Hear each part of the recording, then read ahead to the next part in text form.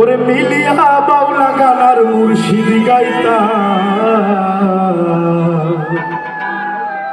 তারপর ওরে আগে কি সুন্দর, কেন এখন কি খারাপ কাটাইতেছেন নাকি?